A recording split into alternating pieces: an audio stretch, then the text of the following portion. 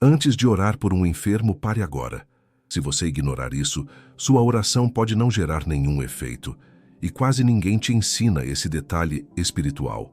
Você já orou fervorosamente por alguém doente e sentiu que suas palavras simplesmente não chegaram ao céu?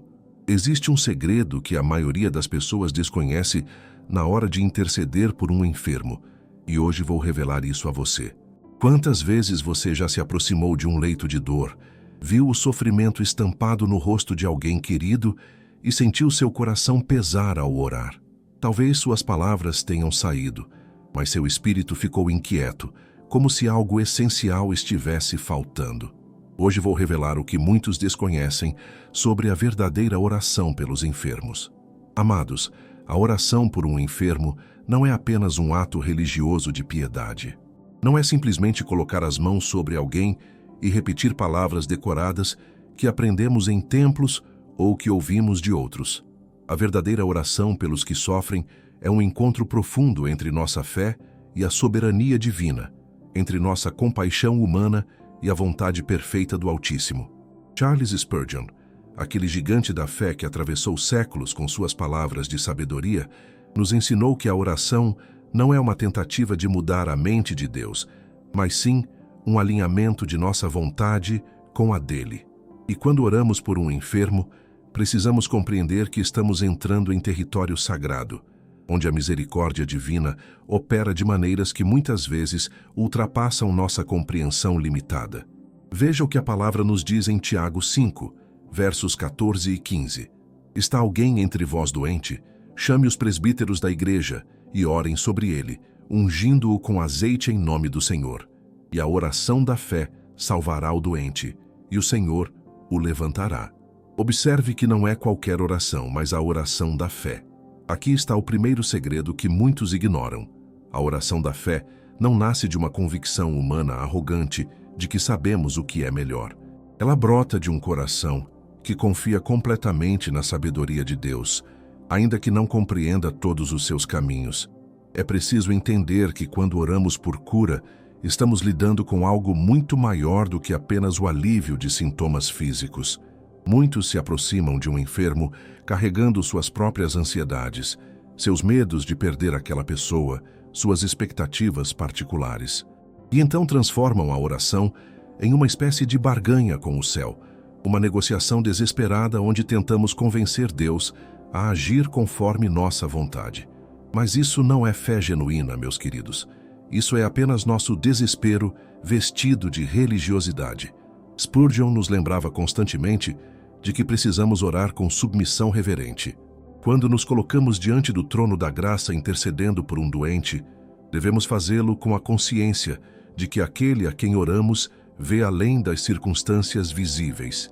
Ele enxerga a eternidade, enquanto nós vemos apenas o momento presente. Há algo crucial que você precisa saber antes de orar por qualquer enfermo. A verdadeira cura que Deus opera nem sempre é física. Sim, o Senhor pode e restaura corpos, levanta os enfermos de seus leitos, traz de volta a saúde. As Escrituras estão repletas de testemunhos dessa realidade, mas em sua sabedoria infinita, às vezes, Ele escolhe curar a alma, enquanto permite que o corpo continue em sofrimento por um tempo. Quando Jesus andou entre nós, Ele curou multidões. Mas observe atentamente, nem todos que o buscaram receberam cura física. Paulo, aquele valente apóstolo, orou 3 vezes para que Deus removesse um espinho de sua carne. E qual foi a resposta divina? A minha graça te basta, porque o meu poder se aperfeiçoa na fraqueza. 2 Coríntios 12, verso 9, nos ensina que há propósitos maiores operando em meio ao sofrimento. Então, qual é o segredo que você precisa saber antes de orar por um enfermo? É este: você deve buscar primeiro a vontade de Deus, não impor a sua. Deve clamar pela cura, sim, com fervor e fé, mas sempre rendido à soberania daquele que governa sobre vida e morte, saúde e doença, tempo e eternidade. Quando você se aproxima de alguém que sofre, leve em seu coração não apenas o desejo de ver aquele corpo restaurado, mas principalmente a visão do que Deus quer operar naquela situação. Pergunte ao Espírito Santo: o que tu queres fazer aqui? Como posso ser instrumento da tua vontade? Que palavras devo pronunciar que tragam não apenas conforto humano, mas revelação celestial? A oração poderosa pelos enfermos nasce desse lugar de rendição. Nasce quando você abandona suas próprias expectativas e se abre para os propósitos eternos de Deus. Isso não significa orar sem fé ou sem esperança. Pelo contrário, significa orar com a mais profunda confiança de que Deus sabe exatamente o que está fazendo. Muitos crentes sinceros têm experimentado frustração porque oraram fervorosamente por cura e não viram o resultado que esperavam. Alguns até questionaram sua fé, acharam que falharam de alguma forma. Mas será que o problema estava na fé ou na compreensão limitada do que Deus estava operando naquela situação? Se você tem acompanhado este canal, sabe que nosso compromisso é trazer verdades que transformam vidas. Por isso, convido você a se inscrever agora e ativar o sininho das notificações. Não deixe de participar dessa jornada de crescimento espiritual conosco. E há algo especial que preparamos para você que deseja aprofundar ainda mais sua intimidade com Deus. Desenvolvemos o e-book 21 Dias para Restaurar Sua Intimidade com Deus. Um material poderoso que vai guiá-lo em uma jornada transformadora de comunhão verdadeira com o Senhor. Você encontrará o link no primeiro comentário fixado. Vale muito a pena conferir. Há uma dimensão espiritual na enfermidade que muitos desconhecem, e é justamente aqui que nossa oração precisa ser mais discernente. Quando você está diante de alguém que sofre, não está lidando apenas com sintomas físicos ou doenças diagnosticadas por médicos. Você está diante de uma batalha que acontece também no invisível, onde forças espirituais disputam o destino daquela alma. A palavra de Deus nos revela em Efésios 6, verso 12, porque não temos que lutar contra carne e sangue, mas sim contra os principados, contra as potestades, contra os príncipes das trevas deste século, contra as hostes espirituais da maldade nos lugares celestiais. Veja que nossa luta não é meramente contra bactérias, vírus ou células doentes. Há uma guerra espiritual acontecendo. Isso não significa que toda doença seja resultado direto de opressão demoníaca. Seria simplista e perigoso pensar assim. Vivemos em um mundo caído, onde a enfermidade é parte da consequência do pecado que entrou na criação. Mas significa que quando oramos por um enfermo, precisamos ter discernimento espiritual para compreender o que realmente está acontecendo naquela situação. Antes de orar, você precisa se preparar espiritualmente. Não pode chegar diante de um leito de sofrimento carregando suas próprias impurezas, seus pecados não confessados, sua vida de oração negligenciada. A oração poderosa que move montanhas vem de um coração que cultiva intimidade constante com Deus, não apenas em momentos de emergência. Jesus nos ensinou isso quando os discípulos não conseguiram expulsar um demônio de um menino enfermo. Eles trouxeram o caso a ele, e o mestre resolveu imediatamente. Depois, em particular, os discípulos perguntaram por que não conseguiram. E qual foi a resposta de Jesus em Mateus 17, verso 21? Mas esta casta de demônios não se expulsa senão pela oração e pelo jejum. Há níveis de autoridade espiritual que só são alcançados através de disciplina e consagração. Quando você ora por um enfermo, precisa fazê-lo revestido da autoridade que vem da comunhão com Deus. Não é a eloquência de suas palavras que trará cura. Não é o volume de sua voz ou a intensidade emocional com que clama. É a autoridade espiritual que carrega, fruto de uma vida vivida na presença do Altíssimo. Observe também que a oração pelos enfermos não deve ser um ato solitário quando possível. A Escritura nos instrui a chamar os presbíteros da igreja, a buscar a cobertura espiritual dos que estão em posição de liderança e maturidade na fé. Há poder na concordância, na união dos corações que buscam juntos a face de Deus. Mateus 18, verso 19 declara: Também vos digo que, se 2 de vós concordarem na terra acerca de qualquer coisa que pedirem, isso lhes será feito por meu Pai que está nos céus. A palavra concordar aqui vem do grego que significa sinfonia, harmonia. Não é apenas estar de acordo mentalmente, mas ter os corações vibrando na mesma frequência espiritual. Há algo mais que você precisa saber. Sua oração pelos enfermos deve incluir o perdão. Muitas vezes a enfermidade está relacionada a feridas emocionais não curadas, mágoas guardadas, relacionamentos quebrados. Quando você intercede por alguém doente, pergunte ao Espírito Santo se há alguma raiz de amargura que precisa ser arrancada, algum perdão que precisa ser concedido. Tiago 5, verso 16 nos orienta: confessai as vossas culpas uns aos outros e orai uns pelos outros, para que sareis. A oração feita por um justo pode muito em seus efeitos. Veja a ligação entre confissão, oração e cura. Há uma integralidade na restauração que Deus deseja operar. Ele não quer apenas curar o corpo deixando a alma ferida. Por isso, quando você se aproxima de um enfermo, não vá apenas com palavras prontas de oração. Vá com sensibilidade espiritual. Ouça o que Deus quer dizer através daquela situação. Às vezes, antes de orar pela cura física, você precisará ministrar cura emocional. Precisará conduzir aquela pessoa ao arrependimento de algum pecado que tem bloqueado as bênçãos divinas. Isso requer sabedoria. Não seja insensível ou acusador.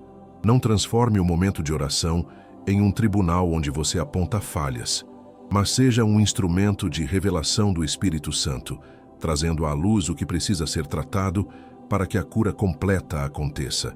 Seja como um médico espiritual que identifica não apenas os sintomas, mas as causas profundas do mal. Lembre-se também de que sua oração deve estar fundamentada na palavra de Deus. Não ore baseado em sentimentos ou emoções do momento. Ore declarando as promessas que o Senhor já estabeleceu em sua palavra. Êxodo 15, verso 26 diz: Eu sou o Senhor que te sara. Esta não é apenas uma declaração histórica, é uma revelação do caráter eterno de Deus. Quando você conhece profundamente as Escrituras, sua oração ganha autoridade. Você não está mais pedindo favores a um Deus distante, mas está reivindicando alianças que Ele mesmo estabeleceu. Está lembrando ao céu das promessas que o próprio Deus fez ao seu povo, e isso muda completamente a atmosfera espiritual ao seu redor. Outra verdade essencial: ore sempre no nome de Jesus. Não é uma fórmula mágica que você adiciona no final das palavras. É o reconhecimento de que toda a autoridade no céu e na terra foi dada a Cristo, e nós oramos apoiados nessa autoridade. É em seu nome que temos acesso ao Pai. É em seu nome que os demônios tremem. É em seu nome que as doenças são repreendidas. João 14, verso 13 nos garante: E tudo quanto pedirdes em meu nome, eu o farei, para que o Pai seja glorificado no Filho.